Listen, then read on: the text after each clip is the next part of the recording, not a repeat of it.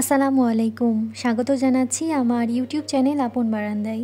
আশা করছি আপনারা সবাই ভালো আছেন। আলহামদুলিল্লাহ আমরাও ভালো আছি। আজকের ভিডিওতে থাকছে অ্যাডেনিয়াম গাছে ফুল না এলে কী করবেন এবং খুব সহজে কিভাবে পরিচর্যা করবেন। তো আমার অ্যাডেনিয়াম গাছের কর্ডেক্সটা দেখছেন, মাশাআল্লাহ খুব সুন্দর হয়েছে।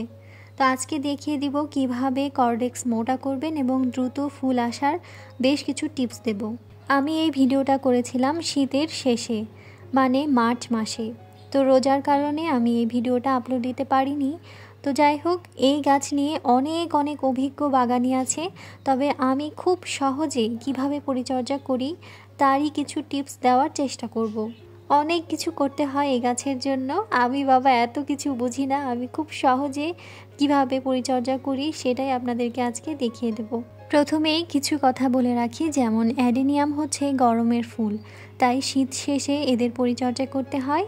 এই গাছের জন্য বড় পাত্রের প্রয়োজন হয় না, আর ছোট পাত্রে গাছটি খুব সুন্দর করে সেট হয়ে যায়। প্রথমেই আসি মাটির ব্যাপারে। এর মাটিটা একটু অন্যরকমভাবে তৈরি করতে হয়, তবে আমি খুব সাধারণভাবে তৈরি করেছি।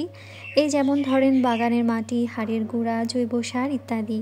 আপনারা এই গাছের মাটি নার্সারিতে খোঁজ করলে কিন্তু পেয়ে যাবেন।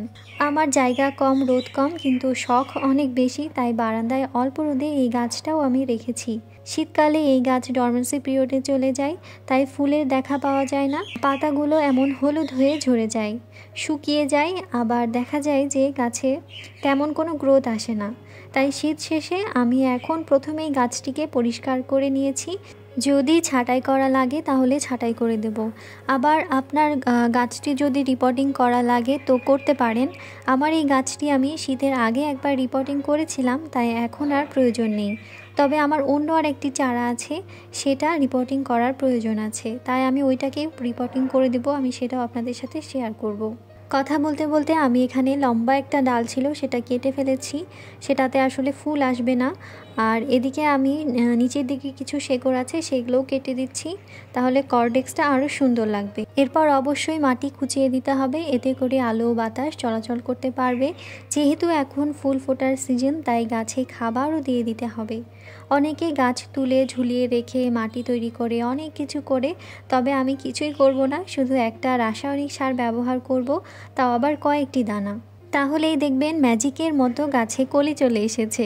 তো আমি এখানে ডিএপি সার দিয়েছি। ডিএপি সারের কাজ কী, কীভাবে ব্যবহার করতে হয়, এগুলো কিন্তু আমি আগেই একটা ভিডিও আপলোড করে রেখেছি। আপনারা চাইলে এই ভিডিওর ডেসক্রিপশন বক্সটা চেক করতে পারেন, অথবা প্লে লিস্টটা চেক করতে পারেন, অথবা আমার চ্যানেলে গিয়ে খোঁজ করলেই পেয়ে যাবেন ওই ভিডিওটা। তো মাত্র কয়েকটি দানা আমি ডিএপি সার দিয়েছি। আমি কিন্তু সবসময় এই রাসায়নিক সারটাই ব্যবহার করি, তবে জৈব সার বেশি ব্যবহার করার চেষ্টা করি। আর এই সার ব্যবহার করলে কিন্তু কর্ডেক্সও মোটা হয়। তো এইটা একটা টিপস ছিল আপনাদের জন্য, কর্ডেক্স কিভাবে মোটা করবেন তার উত্তর কিন্তু পেয়ে গেছেন। এরপর আমি গাছে একটু বেশি করেই পানি দিয়ে দিয়েছি। এখন মাটিটা না শুকানো পর্যন্ত আমি কিন্তু এই গাছে আর পানি দিব না।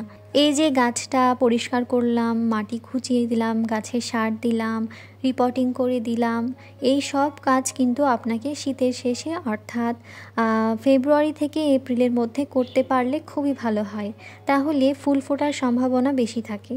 এটা আমার আরও একটা অ্যাডেনিয়ামের চারা। এই গাছটি আমি প্রথমে ছাঁটাই করে নিয়েছি। এখানে আমি পুরনো মাটি ব্যবহার করেছি। এই মাটি দিয়ে আমি আবারও এই গাছটা রিপোর্টিং করব। আর মাটিটা আমি খুব ভালো করে পরিষ্কার করে শুকিয়ে নিয়েছি। আর বরাবরের মতো হলুদের গুঁড়া আমি ব্যবহার করেছি, যেন কোনো রকম পোকামাকড় থেকে থাকলে সেটা মারা যায়। খুব অল্প মাটিতেই কিন্তু এই গাছটাকে রোপণ করতে হবে, এবং রোপণ করা হয়ে গেলে পর্যাপ্ত পরিমাণ পানি দিয়ে দিতে হবে, আর একদিনের জন্য ছায়ায় রাখতে হবে। তারপর আপনার বারান্দা কিংবা ছাদে যেখানে বেশি রোদ আসে সেখানে রাখতে হবে। এই তো আমি এই গাছটাই রিপোর্টিং করে দিয়েছি। আর অন্য আর একটা গাছে খাবার দেওয়া, খুঁচিয়ে দেওয়া এবং গাছের পরিচর্যা নিয়ে তো কিছু টিপস আপনাদের সাথে শেয়ার করেছি। এরপর আপনাদের সাথে কয়েকদিন পরের ভিডিও আমি শেয়ার করছি। এইটা ছিল মোটামুটি 10 থেকে 15 দিন পরের ভিডিও। আর এই ভিডিওতে একটা চমক আছে, মানে ম্যাজিকের মতো যে এই সারটা কাজ করে সেটাই এই ভিডিওতে আমি দেখিয়ে দেব। এই তো আলহামদুলিল্লাহ আমার গাছে কিন্তু কলি চলে এসেছে, দেখতেই পাচ্ছেন কলি এখানে দেখা যাচ্ছে। পুরো গাছেই কলি আছে, তবে এই কলিটা একটু বড় হওয়াতে স্পষ্ট বোঝা যাচ্ছে। এই গাছ রোদ ভীষণ পছন্দ করে, তাই আমি বারান্দার এমন একটা কর্নারে রেখেছি যেন সেখানে বেশিক্ষণ রোদ লাগে। আর পানি আমি 2-3 দিন পর পর গাছে দেই। দেখুন মাত্র 10-15 দিনেই কিন্তু আমার গাছে কলি চলে এসেছে। তো এখানে আরও একটা প্রশ্নের উত্তর দিয়ে দিচ্ছি, সেটা হচ্ছে বারান্দায় কিন্তু অ্যাডেনিয়ামের ফুল হয়, মানে অল্প রোদে আপনি বারান্দায় চাইলে অ্যাডেনিয়াম গাছটা রাখতে পারেন, এতে করে ফুল আসার সম্ভাবনা রয়েছে। এছাড়াও বেশ কিছু টিপস আপনাদের সাথে শেয়ার করছি, এগুলো মেনটেন করলে আপনাদের গাছের কর্ডেক্সটাও কিন্তু মোটা হবে। অ্যাডেনিয়াম গাছের পাত্রটা সবসময় ছোট নেওয়ার চেষ্টা করবেন, এতে করে পানি কম আটবে এবং পানি বেশি হয়ে গেলে কিন্তু গাছের গোড়া পচে যাওয়ার সম্ভাবনা থাকে। আর 5-6 ঘন্টা কড়া রোদ নিশ্চিত করতে হবে। একেবারে কম পানি দিতে হবে, বেশি পানি দিলে কিন্তু এই গাছ খুব সহজেই পচে যায়। মাটি না শুকানো পর্যন্ত গাছে পানি দেওয়া যাবে না এবং বৃষ্টিতে ভিজতে দেওয়া যাবে না। এই ছিল আমার অ্যাডেনিয়াম গাছের সহজ একটা পরিচর্যা। এরপরও কোনো প্রশ্ন থেকে থাকলে অবশ্যই কমেন্ট করে জানাবেন। ভিডিওটি ভালো লাগলে লাইক, কমেন্ট এবং শেয়ার করতে পারেন। আগামী ভিডিও দেখার আমন্ত্রণ জানিয়ে আজ এখানেই বিদায় নিচ্ছি। আল্লাহ হাফেজ, আসসালামু আলাইকুম।